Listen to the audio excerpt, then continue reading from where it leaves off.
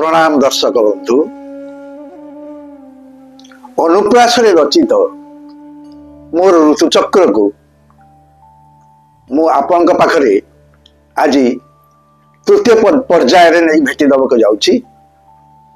प्रथम पर्याय प्रथम अध्याय पाखरे ग्रीष्म ग अनुप्रास रस है उग्र, जाति है हस्तिनी, गंध है मद। द्वितीय अध्याय वर्षा कारुण्य, रस है कारुण्य, जाति है संखिनी, गंध है मत्स्य। क्षमा करेंगे दर्शक बंधु, द्वितीय अध्याय वर्षा वर्षा को मुझे उग्र रस रूपे वर्णना कर आगे से क्षमा करेंगे, से कारुण्य रस। जहा हो आज आपण पाखे ये तृतीय अध्याय शरत को भेटी दबाक जाऊँगी। स अनुप्रास रस है विषाद, जाति है चित्रिणी, गंध है दुग्ध।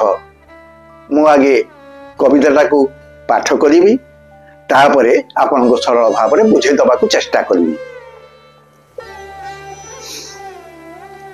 शरते मरत अरपी प्राबुट प्रस्ता नीला, शक्र पुष्पी अर्थ अवनी अंग नेत्र आनिला। समीरे हरित अंबरे हरि धरणी त्रपा, शकटरे शोभा वर्थिले सधीरे चक्र गोपा। चक्र बाह शुभ्र बरणे होई दल को दल, शक्कर बक्ष को मंडिले होई आनंदे भल। शर्करी गर्भरे संबर क्रमे स्वच्छ होइले, शंभु शंभु वल्लभ सरसिरे कर प्रसारी देले। शैल सुनील चूड़ारे शत पत्र निनाद, समांतक पंच सायक स्वाने करिला भेद। शत पदा शुभ्र जसना देला सरागे ढाड़ी, सरस शशि बंद न लागी सज होइले बाड़ी। शंकर बरजी शरण्या कले मर्ते विजय, समी गर्भ मंत्रे शरत क्रमे नेला विदाय। बंधुग यही है स अनुप्रासर मोर शरतर ऋतु वर्णनार कविताटी। मु आपण को सरल भाव क्लिष्ट भाषा युक्त ये, किंतु ताको मु आपण पाखरे सरलीकरण करने को चेष्टा करुछि। शरते मरत अरपी प्राबुट प्रस्ता नीला, शक्र पुष्पी अर्थ अवनी अंग नेत्र आनिला। शरते मरत अरपी प्राबुट प्रस्ता नीला। प्राबुट माने हला वर्षा काल। वर्षा काल पृथ्वी को सज्जीवित करी ग्रीष्म प्रकोप प्रभाव रे जे प्रभावित होई संज्ञान होइतिबा सेही पृथ्वी की वर्षा प्रदान कर जाइथिला शरत को। शक्र पुष्पी अर्थ अवनी अंग नेत्र आनिला। शक्र पुष्पी माने लंगड़ा, लंगड़ा अर्थ माने अधा लंगड़ा शरीर को शरतता नेत्र पथरे आनिला, माने देखी देला। समीरे हरित अंबरे हरि धरणी त्रपा, शकटरे शोभा वर्थिले सधीरे चक्र गोपा। समीरे माने सधीर भाव रे, हरित माने हला सबुज, अंबर माने हला लुगा। सबुज लुगारे से धरणीर लज्जा को निवारण कले किए शरत। शकटरे शोभा वर्थिले सधीरे चक्र गोपा।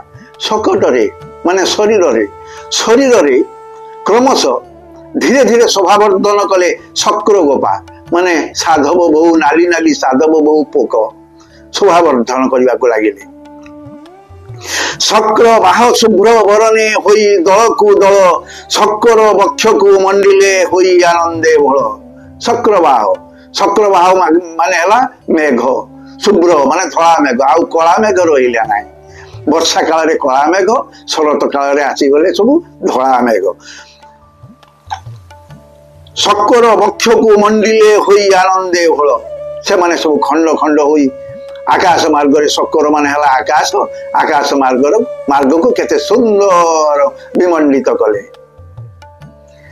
শর্করী গর্ভরে সম্বর ক্রমে স্বচ্ছ হইলে শম্ভু বল্লভ সরসিরে কর প্রচারি দেলে। শর্করী গর্ভরে সম্বর, সম্বর মানে ହେଲା ଜଳ, শর্করী ମାନେ ହେଲା ନଦୀ, ନଦୀ ଗର୍ଭରେ ଜଳ ଆଉ ଗୁଳିଆ ରହିଲେନି, ସେ କ୍ରମଶଃ ସ୍ୱଚ୍ଛ ହେଇଗଲେ। ଶମ୍ଭୁ ବଲ୍ଲଭ ସରସିରେ କର ପ୍ରଚାରି ଦେଲେ। ଶମ୍ଭୁ ବଲ୍ଲଭ ମାନେ ହେଲା କଇଁ ଫୁଲ, ସରସୀ ମାନେ ହେଲା ପୋଖରୀ, ପୋଖରୀରେ କଇଁ ମାନେ କଇଁ ଫୁଲ ମାନେ ଧୀରେ ଧୀରେ ଧୀରେ ଧୀରେ କର ପ୍ରଚାରି ଦେଲେ, ମାନେ ପାଖୁଡା ଗୁଡାକ ପ୍ରସାରିତ କଲେ। ଶୈଳ ସୁନୀଳ ଚୂଡାରେ ଶତପତ୍ର ନିନାଦ, ସମାନ୍ତକ ପଞ୍ଚ ଛାୟକ ସ୍ୱାନେ କରିଲା ବେଦ। ଶୈଳ ମାନେ ହେଲା ପର୍ବତ, ସୁନୀଳ ମାନେ ନୀଳ ପର୍ବତ ଚୂଡାରେ ଶତପଦ୍ଦା, ଶତପତ୍ର, ଶତପତ୍ର ମାନେ ହେଲା କିଏ ମୟୂର, ମୟୂର କେତେ ସୁନ୍ଦର ଭାବରେ ରାବ କରିବାରେ ଲାଗିଲେ। ସମାନ୍ତକ ପଞ୍ଚ ସହାୟକ ସ୍ୱାନେ କରିଲା ଭେଦ। ସମାନ୍ତକ ପଞ୍ଚ ସହାୟକ, ସମାନ୍ତକ ମାନେ ହେଲା କାମଦେବ, ପଞ୍ଚ ସହାୟକ ମାନେ ହେଲା ପଞ୍ଚବାଣ, ସମାନ୍ତକ ମାନେ କାମଦେବଙ୍କର ପଞ୍ଚବାଣ ଶ୍ୱାନ ମାନେ କୁକୁର ମାନଙ୍କ ଉପରେ ନିକ୍ଷେପ କଲେ, ଅର୍ଥ ସେମାନେ କାମାତୁରା ହେଇଗଲେ। ଶତପଦ୍ଦା ଶୁଭ୍ର ଯଶୋନା ଦେଲା ସରାଗେ ଢାଳି, ସରସ ଛଛି ବନ୍ଦନ ଲାଗି ସଜ ହୋଇଲେ ବାଳି। ଶତପଦ୍ଦା ଶୁଭ୍ର ଜ୍ୟୋତ୍ସ୍ନା, ଶତପଦ୍ଦା ମାନେ କୁମାର ପୂର୍ଣ୍ଣିମାର ଶୁଭ୍ର ମାନେ ଧଳା ଆଲୁଅ କେତେ ସୁନ୍ଦର ଭାବରେ ଢାଳି ଦେଲେ ପୃଥିବୀ ବକ୍ଷରେ। ଶରଚ୍ଛସି ବନ୍ଦନ ଲାଗି ସଜ ହୋଇଲେ ବାଳି।